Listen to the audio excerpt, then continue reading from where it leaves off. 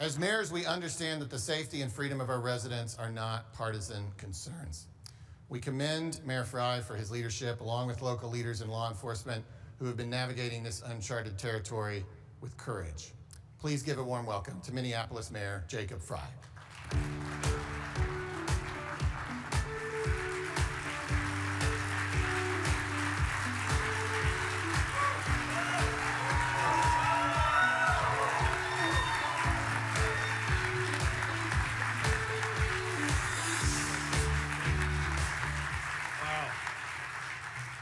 Well, this is exactly the group therapy session that I needed.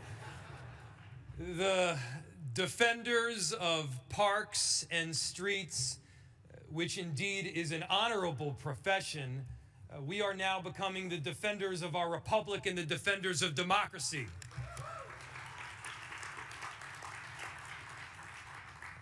And it is heartwarming to be here with all of you because, you know, I see your name on amicus briefs.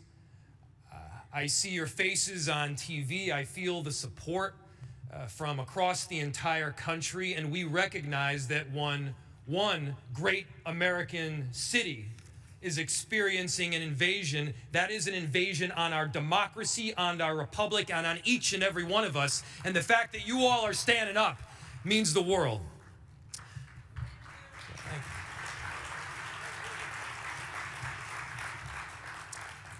You know, never in a million years did I think that we would be in this place where troops and federal agents by the thousands have been deployed on a great American city, where the Department of Justice is used as a weapon to silence dissent, where the very foundational principles of our democracy and of our republic are questioned.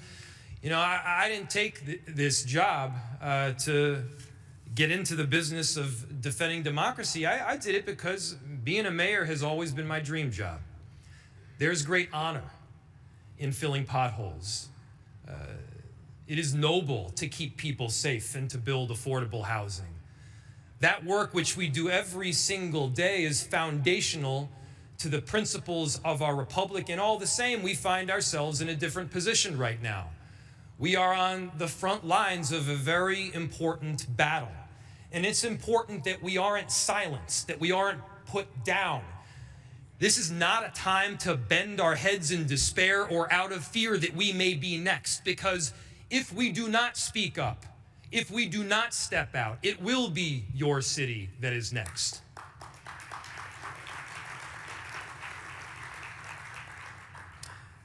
For those of you that have been watching the news and what's happened in Minneapolis, I'll tell you, it is that bad. People's constitutional rights have been trampled. Thousands of federal agents have descended on a city that has 600 police officers. 600 police officers and somewhere between 3,000 and 4,000 federal agents, ICE, and Border Patrol. People have been indiscriminately pulled off the street. Discrimination takes place only on the basis of, are you Somali, are you Latino, or are you Southeast Asian? And then American citizens have been yanked away from their homes after that solely because they look like they are from Mexico or Ecuador or Somalia. That's not how we operate in America. In America, we have these foundational principles of law. We abide by our Constitution. The rule of law is not just something that you say, but it is something that we practice each and every day. And as mayors, we know that. As mayors, we operate in the reality business. It is a reality that we've got to keep people safe on a daily basis. And by the way, we do that, partnering with a number of different jurisdictions, working with our federal government. In Minneapolis, we've worked extensively with the ATF and the FBI and the DEA, the U.S. Attorney's Office, to successfully drive down crime. And despite what you may hear on different media channels, crime is down in virtually every category and virtually every neighborhood of Minneapolis. Minneapolis is a safe city. It is less safe when chaos reigns supreme. It is less safe when families do not feel comfortable going to school or buying food at the grocery store because they're worried that their very family might get ripped apart. It is less safe when we have roving bands of agents marching down the street just looking for somebody who might be concerned. And I gotta tell you, everybody is concerned when you have that kind of occupation. And so we've been very clear. The Operation Metro Surge needs to end. This kind of conduct and siege needs to stop, not just in Minneapolis. It needs to stop nationwide.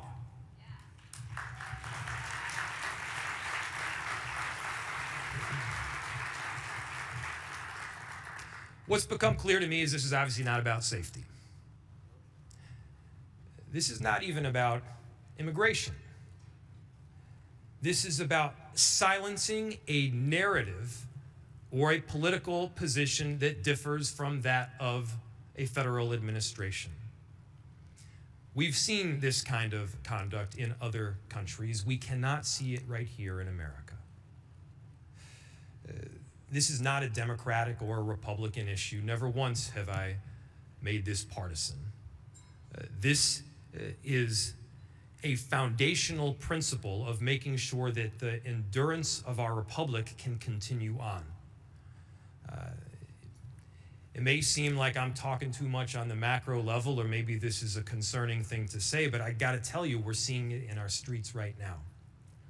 And it is up to each and every one of us to partner together, to work together, to protect those ideals that we hold firm. The power of the federal government is awesome. The military force that they have, they got tanks, they got bazookas. They can lay siege on American cities with thousands of agents and even troops, far outnumbering that of local police department. In Minneapolis, we've heard them say that they will end this siege when we hand over voter rolls. We've seen them attack and invade not just with this occupation, but also with the Department of Justice being used as a weapon. They're investigating me and several other local elected officials, not because we've done something wrong, but because we have exhibited one of the core responsibilities that both I and you have as mayors. And that is the core and foundational responsibility to speak on behalf of your constituents.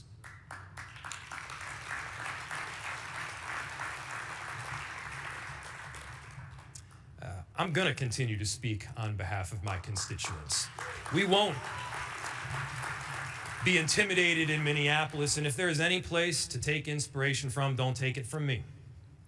Take it from the 435,000 Minneapolis residents that call our great city home and the many more that come and go. Take it from the tens of thousands of people that have stood up and peacefully protested to say we love our neighbor, we care about our collective family, and we're going to do everything possible to keep them safe.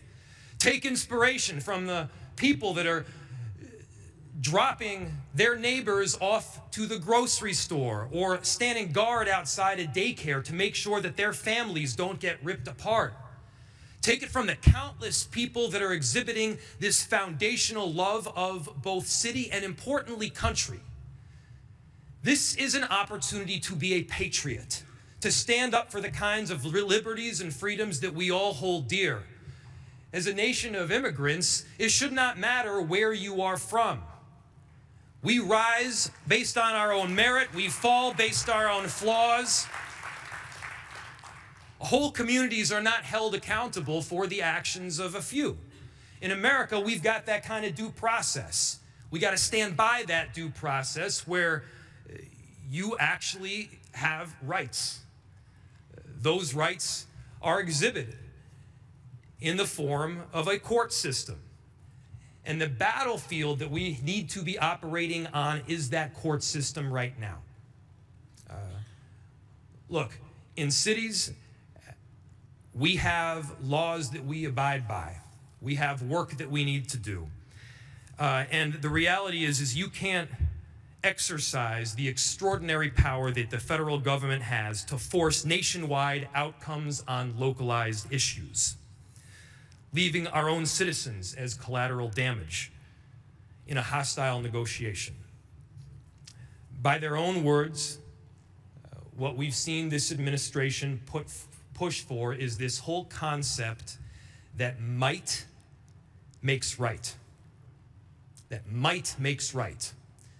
Stephen Miller has pushed for this concept, calling it the iron law of the world. That might makes right. Stephen Miller is wrong. Time and again,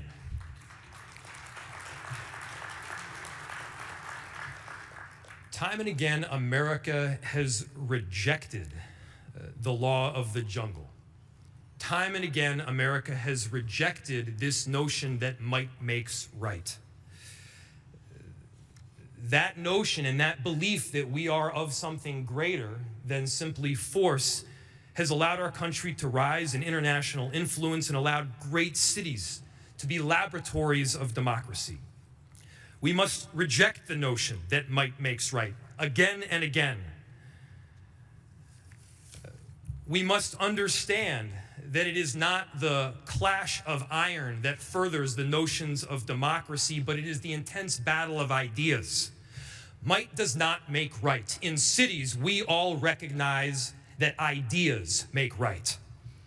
And so, from Portland, Maine, to Portland Avenue in Minneapolis, to Portland, Oregon, mayors, we do not back down to bullies. We stand up for democracy. We understand that the common ideals that we hold are essential to the endurance of our great republic. This may not have been a battle that we signed up for. Each and every one of us entered public service for a different reason. Some of us entered to keep our cities safe. Some of us entered because we love to build affordable housing. Some of us entered because we care about climate. But now is also a moment where we all got to stand together. You have this unique relationship with the American electorate. This is more important than being a Democrat or a Republican. This has to do with our day-to-day lives, who we are as a people, who we are as a democracy, and who we can be as American citizens. Mayors have that important role. I know that you will carry it out, and I cannot be prouder to be part of this tremendous team. And so, on behalf of all of these incredible Minneapolis residents that are going through a very difficult time right now, to say the least, thank you. On behalf of the next city and the city after that that may experience this kind of invasion, thank you. We got to hold rock solid. We cannot back down. Our cities, our mayors are what will hold this democracy together. Thank you so much.